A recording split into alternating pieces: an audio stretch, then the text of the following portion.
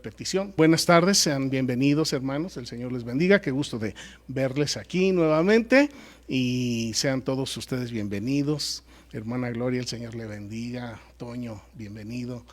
Hermano Julio y hermana Laura y la pequeña Dulce que trae un gorrito bien dulce, bien bonito. Sean todos ustedes bienvenidos y también estamos hoy de manteles largos porque la hermana Deni Esperanza está cumpliendo 15 años, fue lo que me dijo ahorita en la mañana cuando llegó, así es que pues gracias al Señor, gracias a Dios por todas las bendiciones que nos da, gracias a Dios que ya estamos aquí nuevamente y en este mes estamos hablando acerca de la gracia del arrepentimiento. Y hablamos acerca del arrepentimiento, metanoia, es un cambio de actitud, es un cambio en nuestra forma de ser, es como si nosotros fuéramos caminando en dirección hacia la Ciudad de México y de repente algo nos hace cambiar y nos regresa hacia Huejutla. Es un ejemplo. Y el otro día les mencionaba el ejemplo de un barco, imagínense un barco. Imagínense el Titanic que va con rumbo al norte y ahí va caminando despacito, despacito. Y yo me imagino esto del barco porque muchas veces es muy difícil cambiar. Y así como nos es difícil cambiar, también a un barco le es muy difícil cambiar su dirección. Imagínense un barco que va así hacia el norte, un barco de miles de toneladas y que de repente se da la vuelta y empieza a cambiar. Eso en términos materiales, humanos y lógicos no es fácil de entender, no es fácil de comprender. ¿De dónde puede salir la fuerza para voltear miles de toneladas para que en lugar de ir hacia acá, vaya hacia el lado contrario? Eso no es fácil y eso tampoco lo podemos lograr humanamente. Por eso es que estamos hablando acerca de la gracia del arrepentimiento. La gracia es un regalo inmerecido que Dios nos da. El arrepentimiento es una gracia que Dios nos da. Y hablamos la semana antepasada acerca de que lo primero que se necesita es reconocer que hemos hecho mal. Eso es lo primero que necesitamos para que nosotros nos demos cuenta de que algo está fallando en nuestra vida, de que algo está fallando en nuestro corazón, algo está fallando en nuestra conducta, estamos haciéndonos daño a nosotros mismos o estamos haciéndole daño a los demás. Y cada vez que nosotros nos hacemos daño a nosotros mismos o a los demás, también estamos haciendo daño a Dios, porque lo estamos ofendiendo. Porque ¿cómo voy a atreverme yo a ofender una criatura que fue formada por Dios? Entonces, lo primero de lo que hablamos hace 2 semanas fue acerca de la iluminación que Dios nos da para que reconozcamos cuando estamos haciendo el mal. Eso es lo primero. Cuando una persona no puede, no quiere reconocer que está haciendo el mal, pues cuando va a entender que está equivocado, nunca jamás. Lo primero es la iluminación que viene de parte de Dios. Y yo creo firmemente que Dios continuamente nos está mandando rayos de luz para que nosotros reconozcamos que estamos haciendo mal. Pero así como les platicaba que es tan difícil cambiar 180 grados la dirección de un barco, así de igual manera se me hace muy difícil cambiar la actitud de una persona que va hacia un lado y de repente cambia de dirección. Es muy difícil, humanamente es muy difícil, es muy costoso. Muchas veces por voluntad podemos hacer y muchas veces por voluntad tampoco queremos. Entonces no es fácil. Y hace 2 semanas hablamos acerca de Hechos 26-18. Y en donde el Señor Jesús le está diciendo a Pablo el ministerio que él está encargando y le dice, para que abras sus ojos o para que abras los ojos de ellos, para que se conviertan de las tinieblas a la luz, de la potestad de Satanás a Dios, para que reciban por la fe que es en mí el perdón de pecados y herencia entre los santificados. Hablábamos acerca de les hablé de un amigo que conocemos, que él por muchos años estuvo hundido en el alcohol y él no reconocía. Él decía, a la hora que yo quiera lo dejo, pero nunca lo dejó, hasta que tuvo una iluminación de parte de Dios y él se dio cuenta que se estaba haciendo daño a sí mismo, le estaba haciendo daño a su esposa, le estaba haciendo daño a sus hijos, estaba ofendiendo a Dios, y en ese momento él cambió. Anteriormente lo veíamos peleando, lo veíamos tomado, lo veíamos a veces tirado, lo veíamos chocando su carro, y algo cambió en su interior, algo milagroso, y ahora lo vemos de una manera muy distinta. Es un hombre trabajador, es un hombre que ama a su esposa, es un hombre que ama a sus hijos. De estar esquelético, de tanto tomar alcohol y de no comer, empezó a tomar forma su cuerpo y su vida cambió completamente. Y así es lo que nos pasa a nosotros cuando llegamos a tener la iluminación de Dios, de que estamos en tinieblas y que el Señor nos quiere dar luz. Él nos quiere cambiar y nos quiere transformar. La semana pasada, hablando también de la gracia del arrepentimiento, hablamos acerca de contristarnos y de dolernos por los pecados que hemos cometido. Y la semana pasada estuvimos en el Salmo 38. Salmo 38 en el verso 18. En donde dice David estas palabras. Dice, por tanto, confesaré mi maldad y me contristaré por mi pecado. ¿Y qué es contristarse? Es una tristeza profunda. Eso es contristarse. Y les explicaba la semana pasada que el verdadero arrepentimiento siempre va acompañado de dolor. Y les decía, así como una mamá, aunque sea primeriza, no puede esperar tener a su hijo sin dolor, de igual manera, para que haya un verdadero arrepentimiento, necesariamente tenemos que sentir dolor en nuestra alma. Si no hay dolor en nuestra alma, no hay arrepentimiento. Y si acaso se pudiera hablar de un falso arrepentimiento, no es un verdadero arrepentimiento. Podríamos hablar de un arrepentimiento mental, pero recordemos que nosotros estamos hechos de cuerpo, alma y espíritu, y en el alma está el corazón, y en el corazón también están nuestros sentimientos y está nuestra voluntad y está nuestra mente. Entonces, cuando nosotros verdaderamente nos damos cuenta con la mente de que estamos haciendo mal, de que hemos hecho mal, entonces empezamos a dolernos, y el dolor es un sentimiento.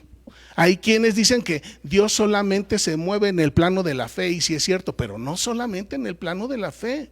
Él también se mueve en nuestra voluntad y Él también se mueve en nuestros sentimientos. El dolor es un sentimiento. Miren, el dolor, el que padece alguien que está recibiendo la gracia del arrepentimiento, es un dolor interno. Me he puesto a pensar que es como una herida en el interior. Es como, imaginen ustedes una hemorragia interior. Por dentro el corazón se está desangrando del dolor, de la tristeza, de la desesperación. También el dolor además de ser interno, es profundo y es un dolor honesto, es un dolor sincero, es un dolor grande y es un dolor que muchas veces va acompañado de restitución. Probablemente ustedes se acuerdan de la historia de Zaqueo, el que era chaparrito y que vivía en Jericó, y que fue el Señor Jesús a comer con él, y cuando él entendió, fíjense, Zaqueo entendió que había hecho mal y que había robado a sus conciudadanos, y él dijo: Señor, si a alguno le he robado algo, yo se lo voy a devolver cuadruplicado. Entonces no solamente reconoció que había hecho mal, sino que se dolió internamente y además pensó en restituir. ¿Ustedes se acuerdan de Judas? ¿Judas qué hizo? Fue y devolvió las monedas, ¿no? De alguna forma él trató de restituir. O sea, Judas iba por buen camino. ¿Y qué fue lo que faltó? ¿Qué fue lo que falló? ¿Por qué no llegó a buen término? ¿Por qué terminó ahorcándose? Eso lo vamos a resolver el día de hoy. Pero también, miren, el dolor interno, cuando llega a ser un verdadero dolor, nos hunde en la tristeza, nos hunde en la desesperación, nos hunde en la desesperanza. Y después de eso, hay dos caminos, solamente dos caminos. Uno, el suicidio. Y dos, las promesas de Dios. Solamente hay dos caminos: el suicidio o las promesas de Dios. ¿Qué fue lo que pasó con Judas? Se suicidó. ¿Por qué se suicidó? Porque no creyó en las promesas del Señor Jesús. Él, Judas, reconoció que había fallado, reconoció que había hecho mal, se dolió, y a la hora que él sintió toda esa tristeza, toda esa desesperación, toda esa impotencia de que ya no iba a poder remediar lo que había hecho, en ese momento no creyó en las promesas de el Señor Jesús, no creyó en la promesa del perdón, no creyó en que su sangre es poderosísima, y entonces fue y se ahorcó. En la actualidad hay mucha gente que se suicida, y todo el que se suicida, ¿por qué se suicida? Porque no hay una esperanza. Pero ¿no hay esperanza? Claro que sí hay esperanza, nada más que muchas veces no nos damos cuenta o no ponemos atención, o muchas veces los que estamos bien no nos preocupamos de los que están sufriendo. Y es importante que nosotros tengamos ojos para mirar esto. El otro elemento importante acerca del dolor del arrepentimiento es, miren, les voy a poner un ejemplo. Llega el herido con varias heridas al hospital, entra, y ¿cómo llega? ¿Bailando? No, ¿verdad? Llega triste, llega desesperado, preocupado, llorando y gritando. ¿Cierto? Así pasa. Así pasa. No entra bailando, no entra feliz. No, por supuesto que no. Sufrió daño físico, quizás en algún accidente o en un balazo que le tocó. Y entonces entra con toda la desesperación. Estas son características del verdadero arrepentimiento. El verdadero arrepentimiento tiene una urgencia de sanidad. Ahora, imaginen ustedes, todos los que estamos aquí, ¿por qué estamos aquí? Imaginen que la iglesia es un hospital. Entonces, yo estoy aquí porque yo sufrí heridas y porque estoy en proceso de sanidad. Pero si apenas me van a aplicar los medicamentos y yo me levanto y me voy, ¿cuándo creen que vaya a sanar? No voy a sanar. Entonces, el que llega al hospital es importante que se mantenga ahí, que reciba los medicamentos, que reciba los alimentos, los cuidados y los tratamientos que le dan. ¿Para qué? Para que su alma sane, para que el corazón sane, para que entonces volvamos a un estado de salud física y espiritual. Hablábamos antes de iniciar el culto en la clase acerca del pecado. Miren, el pecado, por mucho que lo he pensado, es una enfermedad crónica. Dice Pablo que no reina el pecado en nuestro cuerpo mortal, pero el pecado está ahí. Ahí está aún el pecado, y ya lo explicaba el pastor Hans, no está sobre las células físicas de la carne, no, el pecado está en el corazón. ¿Y qué es el corazón? Es nuestra mente, son nuestros sentimientos y es nuestra voluntad. Ahí es donde está el pecado. Y alguien que se arrepiente podría llegar un día desesperado, llorando, pidiéndole perdón a Dios, y al día siguiente levantarse y olvidarse de todo el asunto.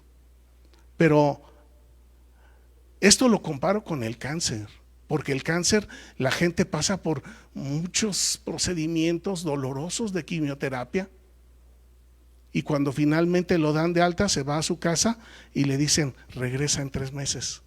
Y la persona regresa, y puede ser que el cáncer haya regresado. ¿Se dan cuenta? Entonces, esto que nosotros sufrimos en nuestro corazón es una enfermedad crónica. Y esa enfermedad crónica necesita curaciones frecuentes. ¿Qué tan frecuentes? Todos los días. ¿Cómo es que voy a hacer para limpiar este corazón? Todos los días. Todos los días voy a ir en actitud de arrepentimiento al Señor Jesús. La semana pasada yo les explicaba que la sangre de Cristo es poderosísima porque nos limpia de todo pecado, nos da el perdón y nos da una herencia, así como vimos aquí en Hechos 26:18. Sin embargo, para aquel que no cree que la sangre de Jesús es poderosísima, el único otro camino que queda es el fuego eterno. Y yo les explicaba, ¿para qué Dios manda a tanta gente al fuego eterno? Es para purificarlos, mis hermanos. Pero el fuego eterno no logra purificar el corazón que está dañado, endurecido por el pecado. Lo único que nos puede restaurar nuestro corazón y que nuestro corazón de carne se convierta en un corazón que ame a Dios es la sangre preciosa de Jesucristo, que es poderosa, es poderosísima. Las llamas del fuego eterno jamás van a alcanzar a purificar al pecador, solamente el Señor Jesús. Miren, los invito a que vayamos a Mateo en el capítulo 27.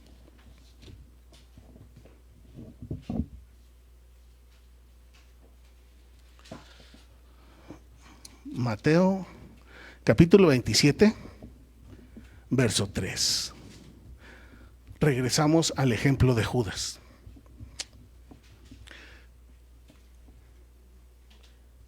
¿Ya están todos por ahí? 27, verso 3. La verdad me duele mucho el ejemplo de Judas, pero nos enseña mucho.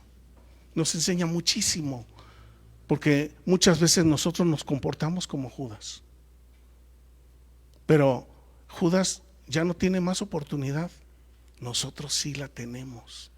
Nosotros podemos aún venir a los pies del Señor Jesús, tomar su sangre preciosa y ser perdonados.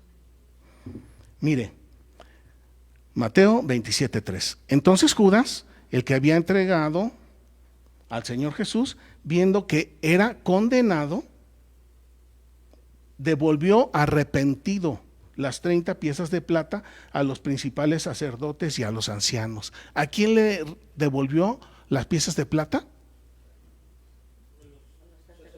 a los sacerdotes y a los ancianos. Y les dijo: yo he pecado. Miren, él reconoció a ciencia cierta, claramente reconoció: yo he pecado entregando sangre inocente. Mas ellos dijeron: ¿qué nos importa a nosotros? Le dijeron: es tu problema, allá tú. Y entonces, arrojando las piezas de plata en el templo, salió, se fue. ¿Y qué hizo?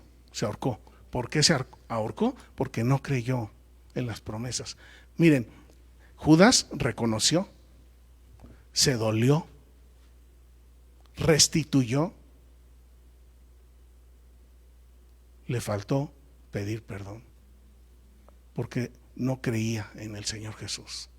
Y yo, de verdad que se me eriza la piel. Miren, yo desde niño he estado en la casa de Dios y siempre existe el temor a ser reprobado. Todos nosotros hemos escuchado por mucho tiempo, quizás por años, acerca de la palabra de Dios, de lo que el Señor Jesús hizo por cada uno de nosotros. A Judas, 3 años viviendo, comiendo, durmiendo, paseando, discutiendo con el Señor Jesús, no le fueron suficientes para creer en Él. ¿Cómo es posible? ¿En qué estado estaba Judas de incredulidad para entregar a su Señor, a su amigo? Era de los grandes amigos de Jesús y lo vendió por 30 monedas de plata. Y a la hora que reconoció que había fallado, que se había equivocado, que había entregado a un inocente, en lugar de ir corriendo a pedirle perdón a Jesús, les entregó las monedas a los sacerdotes y a los ancianos, y en lugar de correr a los pies de Jesús y decirle: Señor, perdóname, ¿ustedes creen que Jesús le habría negado el perdón? No, Él lo habría perdonado. Pero como no creía en las promesas del perdón, como no creía en la sangre preciosa del Señor Jesús, fue y se ahorcó. El único remedio que tenemos, el mejor remedio que tenemos para la impotencia, para la desesperación, para la tristeza, es la sangre preciosa del Señor Jesús. Pues, de manera que entonces es importante que cuando nosotros nos acercamos a Dios en arrepentimiento, seamos sinceros. Porque supongamos que a un ladrón lo agarran y lo meten al cerezo, y al ladrón lo torturan, y después de que lo torturan, ¿ustedes creen que él va a confesar que se robó 100 carros? Después de torturar, seguramente que va a reconocerlo. Pero si lo sueltan, ¿qué creen que va a pasar? Va a seguir robando carros. ¿Por qué? Si confesó, pero confesó, no se arrepintió, no fue un arrepentimiento sincero. El tormento que le dieron en la tortura no fue suficiente para hacerlo reconsiderar. Las llamas del fuego eterno no van a ser suficientes para purificar al alma que se ha obstinado en el pecado y en la maldad. La única forma, la mejor manera que tenemos para que nuestro corazón de piedra se convierta en carne es a través de la sangre preciosa de Jesucristo. Pensémoslo una y otra vez. ¿Saben? A veces yo pienso de mí como un preso que estaba encadenado. Y lo hemos visto alguna vez en la televisión, y que les meten esposas y luego nada más les cortan con cegueta, pero aquí quedan los aros, los grilletes, los brazaletes de las esposas, y luego hay veces que también los tienen encadenados de los pies. Y a veces así me siento yo, a veces así pienso de mí. Yo digo: yo soy libre porque el Señor Jesús me ha hecho libre, pero aún siento que ando cargando los grilletes del pecado. Y verdaderamente que así es. Pero el Señor Jesús nos da el poder para no seguir pecando. Si bien estos grilletes yo no los puedo quitar de mí, el Señor Jesús en su momento, Él me liberará completamente. Ya me ha hecho libre, pero aún quedaron ahí unas marcas de que yo estaba preso, de que yo estaba esclavizado, pero ahora ya soy libre, pero ahí hay unas marcas. Les voy a poner otro ejemplo, medio desagradable, porque no encontré uno mejor. Vamos al baño y le bajamos al agua y todo lo que se va por ahí no le hace ni cosquillitas al tubo del drenaje. ¿Por qué? Si lo refiriéramos eso al arrepentimiento, porque es un falso arrepentimiento. Porque un verdadero arrepentimiento destrozaría las cañerías. Sería un ácido que consume. El verdadero arrepentimiento consume el corazón, transforma la mente, cambia los sentimientos. Pero vamos al baño y le bajamos y se va todo al drenaje. Aquí no pasó nada. Eso no es un verdadero arrepentimiento, mis hermanos. Un verdadero dolor es, como les decía, es como una hemorragia interna. Se requiere rápido una acción, y una acción poderosa. Es lo mismo que les explicaba del barco que va hacia allá y de repente ya va hacia el otro lado. ¿Por qué? Por la acción del Espíritu Santo. Eso humanamente no lo puedo hacer, nadie puede hacerlo humanamente. Necesitamos el poder de Dios, necesitamos el poder de la sangre de Jesucristo, necesitamos el sacrificio del Señor Jesús que se puso en la cruz por cada uno de nosotros, para que ahora nosotros seamos libres, para que tengamos una nueva vida, una nueva alegría, una nueva oportunidad y una nueva forma de ser. La confesión, para empezar, tiene que ser voluntaria, es decir, que brota. ¿Ustedes han visto un almeal, un ojo de agua? ¿Cómo está saliendo el agua cristalina? Y sale, y sale, y sale. Y si uno le tapa, el agua encuentra por dónde y se sale. Y así es el verdadero arrepentimiento cuando está delante del Señor. Sale y sale y sale y habla y dice y siente y reconoce y se humilla delante de Dios por el mal que hemos hecho. Es voluntario, pero también es por compunción, por aflicción, y deja marcas en nuestro corazón herido. Miren, Salmo 38, 4. Salmo 38, 4 dice: estos son los grilletes de los que yo les hablaba. Dice así: porque mis iniquidades se han agravado sobre mi cabeza, y como carga pesada se han agravado sobre mí. Imagínense que vamos a recorrer todos nosotros una distancia de 1 kilómetro. Pero para recorrer esa distancia de 1 kilómetro, a cada uno de ustedes le voy a poner en la espalda un bulto de cemento. 1 kilómetro cargando un bulto de cemento. Pues está difícil, está muy difícil. Pero espiritualmente, así es como se tiene que sentir nuestra mente, nuestros sentimientos y nuestra voluntad, cargada de lo malo que hemos hecho, cargada de la vergüenza de que hemos ofendido a un Dios de amor. Y lo hemos ofendido tanto, y el Dios de amor no ha levantado su mano contra nosotros.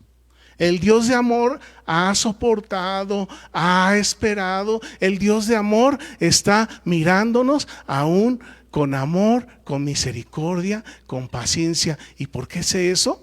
Porque aquí estamos. Porque estamos disfrutando cada día de muchas oportunidades que Dios nos da. Además de que la confesión verdadera ha de ser sincera, aquí hay algo interesante. Miren, muchas veces el predicador dice: hermanos, no tomen alcohol. Y luego ya cuando se queda él solito, se pone a tomar. El predicador: no adulteren, hermanos. Y cuando nadie lo ve, lo hace. Y Pablo trata este problema de el amor a los hermanos. Y dice: si el hacer algo ofende a tu hermano, que dice, no lo hagas. ¿Por qué? Por amor al Señor, no lo hagas. Pero dice, no lo hagas. Quiere decir definitivamente no hacerlo. Y muchas veces lo que sucede es que no lo hacemos, pero en la vista del que le hace daño. ¿Sí? Les estoy tratando de explicar algo que sucede muy frecuentemente.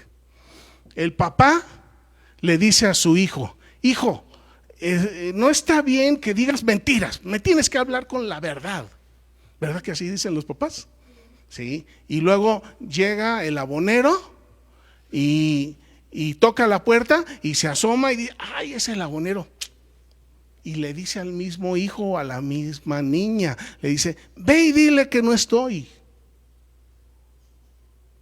Y entonces, ¿qué está pasando? Hay una doble moral, hay un doble discurso, hay una dualidad, hay una forma inconsistente de actuar. El verdadero creyente es íntegro. Lo que dice, lo hace. Lo que piensa es lo que habla, y eso es lo que hace. Y si yo a mi hijo le digo: no debemos de decir mentiras, entonces cuando a mí se me presente como papá la ocasión de mentir, cueste lo que cueste, yo voy a hablar con la verdad. Esto es algo importante. Es algo importante y muy grave. Y muchas veces cuando hablamos de la herencia que nosotros dejamos para los hijos, yo les he explicado: miren, mis hermanos, si yo a escondidas en lo íntimo de mi casa o en lo íntimo de mi corazón, yo hago o pienso cosas que ofenden a Dios, aunque mis hijos no lo vean, aunque mis hijos no lo sepan, no lo escuchen, ni lo imaginen, de todos modos van a recibir una herencia espiritual. Entonces, mis hermanos, yo les pido, por las misericordias del Señor, que seamos íntegros. O sea, si yo les digo: hermanos, no bailen, porque donde está el baile está el diablo. Se los estoy diciendo por una buena razón, y se los estoy diciendo con conciencia y con verdad. Entonces, en la intimidad, no lo hagan ustedes, pero tampoco lo voy a hacer yo.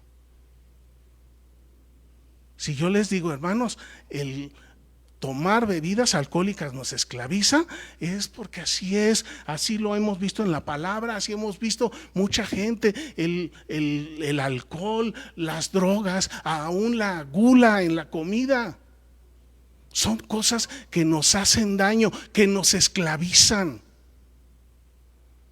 y que desagradan a Dios. Pero si delante de unos tenemos una palabra y en lo íntimo tenemos otra palabra, entonces en nuestro corazón no hay un verdadero arrepentimiento. Y saben, Dios condena no solamente los hechos, Él también condena los pensamientos. Y si condena los pensamientos, ¿cómo no va a condenar las palabras?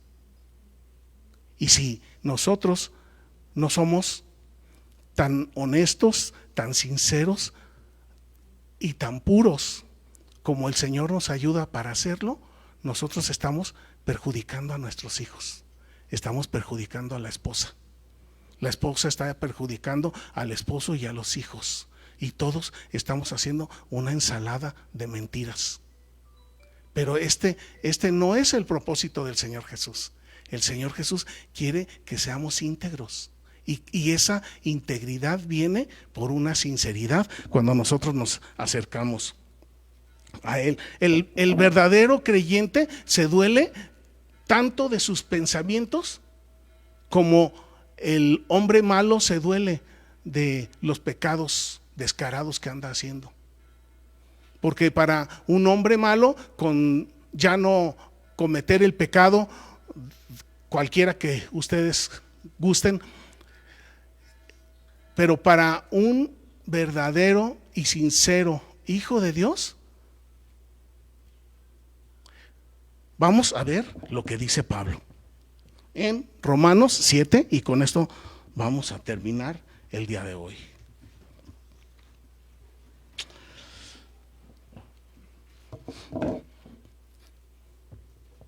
Nosotros sabemos que Pablo era perseguidor de la iglesia antes de conocer al Señor Jesús, antes de que viniera el soplido del viento del Espíritu Santo que lo derribó del caballo. Antes de eso, Pablo era muy malo, era, en pocas palabras, pues era un asesino. Él mataba a los cristianos, él mataba, les preguntaba: ¿eres hija de Dios? Sí, pues órale. ¿Eres hijo de Dios? Sí, pues órale, te mueres. Eso era lo que él hacía y a lo que él se dedicaba. Pero después de que el Señor Jesús se le presentó y lo tiró del caballo, ¿qué fue lo que pasó con él? Era un hombre que iba caminando directo a la perdición por ser un asesino, y de repente se da la vuelta y empieza a caminar hacia la vida. Empezó a amar a los que amaban a Dios. Sí han leído esas palabras, ¿verdad? Y la gente se admiraba y decían: ¿qué le pasa a este? El primero fue Ananías, que le dijo Dios: ve a buscar a Saulo y le vas a devolver la vista. Y le dice Ananías, le dice: no, ¿por qué se nos persigue? Si voy con ese me va a matar. Y le dice Dios: no, no te va a matar, porque ya lo transformé. ¿Verdad que todos hemos escuchado y sabido la historia de Pablo? Dios lo transformó. Dios así quiere hacer con cada uno de nosotros. Él quiere transformarnos completa y totalmente. Pablo se dolía de sus pecados internos. Miren, Romanos 7, verso 17, dice: de manera que ya no soy yo quien hace aquello, sino ¿quién? El pecado que mora en mí. Y yo la primera vez que leí esto dije: qué fácil, qué fácil. Pues Pablo le está echando la culpa al pecado que mora en él. Ya no soy yo, ahora es el pecado. Y le echo al pecado y ya me quito yo la culpa, ¿no? Qué fácil. Yo dije, pero no es el asunto tan fácil. La verdad no es el asunto tan fácil. Cuando Pablo escribió esta carta, era y sigue siendo, pero en ese tiempo físicamente, humanamente, él estaba caminando sobre la tierra y era uno de los grandes apóstoles. Ahora imagínense ustedes, les pregunto yo, si él era un apóstol del Señor Jesús, entrenado y educado directamente por el Señor Jesús cuando lo tiró del caballo, ¿ustedes creen que él andaba robándose billetes? No. ¿Ustedes creen que andaba robándose carruajes? No. ¿Ustedes creen que él andaba abusando de las mujeres secretamente? No. ¿Ustedes creen que él andaba mintiendo? No. Pero entonces, ¿por qué me está hablando él del pecado? Porque aquí estaba la tentación. Aquí la tentación todos los días, a todas horas, porque el enemigo anda como león rugiente buscando cristianos a quienes devorar. ¿Y ustedes creen que a Pablo no se lo quería devorar el diablo? Por supuesto que sí. ¿Y a nosotros nos quiere devorar el diablo? Por supuesto que sí. Pero el Señor tiene poder.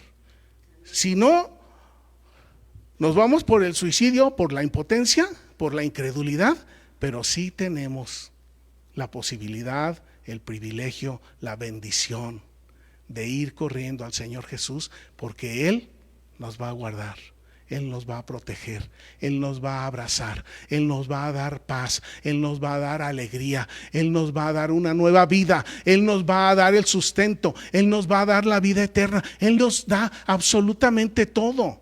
No hay necesidad de hacer como hizo Judas.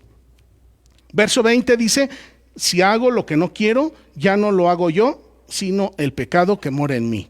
Y luego en el 21 dice: así que queriendo yo hacer el bien, hallo esta ley, que el mal está ¿en quién? En mí. Y era un hombre santificado, porque según el hombre interior me deleito en la ley de Dios, verso 23, pero veo otra ley en mis miembros que se rebela contra la ley de mi mente y que me lleva cautivo a la ley del pecado que está en mis miembros. ¿A qué se refiere a sus miembros? ¿Se refiere a las manos? No. ¿Se refiere a los ojos? No. Se refiere a su mente, se refiere a sus sentimientos y se refiere a su voluntad. Porque ¿saben qué?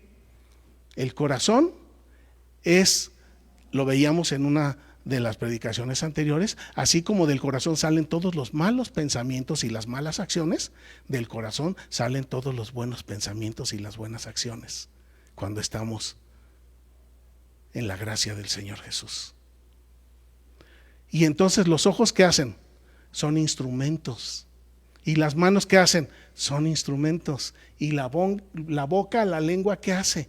Son instrumentos. Pero ¿de dónde viene todo? De nuestra mente, de nuestros sentimientos y de nuestra voluntad. En otras palabras, como dijo el Señor Jesús, de nuestro corazón. De ahí viene todo. Sigo. Veo otra ley, verso 23, en mis miembros que se rebela contra la ley de mi mente y que me lleva cautivo a la ley del pecado que está en mis miembros. 24, miserable de mí, ¿quién me librará de este cuerpo de muerte? Y como digo yo, ¿quién me va a quitar estos grilletes que ando cargando? ¿Quién me los va a quitar? Y termina Pablo diciendo que esta es la oración para cada uno de nosotros en este día. Gracias doy a Dios, porque solamente Jesucristo, Señor nuestro, es el que me va a librar del pecado. Solamente el Señor Jesús. Así que yo mismo con la mente sirvo a la ley de Dios, más con la carne a la ley del pecado. Y hasta aquí terminamos, hermanos. Miren, el Señor Jesús, pues, Él nos quiere dar vida nueva. Y para eso Él entregó su vida en la cruz, para darnos una vida nueva. Lo único que está buscando en nosotros es que verdaderamente nos dolamos del mal que hemos hecho, que verdaderamente cambiemos y decidamos. El poder para cambiar, ese viene del Señor. El Señor nos lo da. Es una gracia, es un regalo que no merecemos, pero ese nos lo da el Señor Jesús. No es necesario que vivamos hundidos en el pecado, en la maldad, hundidos en pues todo lo que andamos arrastrando del pecado, del pasado. No, el día de hoy el Señor nos hace nuevecitos. Y todo lo que quedó atrás, quedó atrás. Si quizás hay alguna restitución que hacer, hay que hacerla, pero ya somos nuevas criaturas. Y entonces cuando nos damos cuenta que somos una nueva criatura, entonces viene la paz, viene la alegría, viene el gozo del Señor Jesús a nuestras vidas. Y nuestras vidas cambiarán. Y así como vemos que el barco va de un lado y inmediatamente se voltea al otro, por el viento del Espíritu, así también sus vidas, nuestras familias, nuestra iglesia. Y así, ¿por qué no soñar en cambiar toda una nación para el Señor Jesús? Vamos a orar. Padre, gracias te damos por esta palabra. Gracias, Señor, porque en tiempos tan difíciles, de tanta maldad, de tanta dificultad, en tiempos en que muchas veces nuestro corazón se endurece por lo que ofrece el mundo, por la vanagloria, por la soberbia, por lo material. Gracias porque reconocemos, Señor Jesús, que tu sangre es poderosísima, poderosísima. Tu sangre es perdón de pecados. Tu sangre es nueva vida. Tu sangre es una vida mejor, diferente, no solamente en la vida eterna, sino aquí y ahora para cada uno de nosotros. Sabemos que el que está en Cristo es una nueva criatura. Sabemos que la familia que está en Cristo es una nueva familia, y la iglesia que está en Cristo es una nueva iglesia. Y gracias te damos, Señor, porque no solamente has provisto la sangre preciosa del Cordero para el perdón de nuestros pecados, sino que tú mismo, Señor, nos das la gracia del arrepentimiento. Padre, yo te ruego que pongas en el corazón de cada uno de mis hermanos que no piensen en los dolores del infierno, que no piensen en los tormentos del infierno, que no piensen en los placeres del reino de los cielos, que pensemos mejor en amarte como tú nos has amado. Porque si en el corazón de cada uno de estos hijos y de estas hijas tuyas el amor nos transforma, ese amor nos impedirá el pecar. Señor, derrama tu gracia de arrepentimiento, derrama tu Espíritu Santo, derrama, Señor, en cada uno de nosotros una verdadera confesión, porque tú, Señor, no quieres que nadie se pierda, sino que todos vengamos a la vida eterna. Gracias, Padre, te damos en Jesucristo nuestro Señor. Amén. Que el Señor les bendiga, hermanos.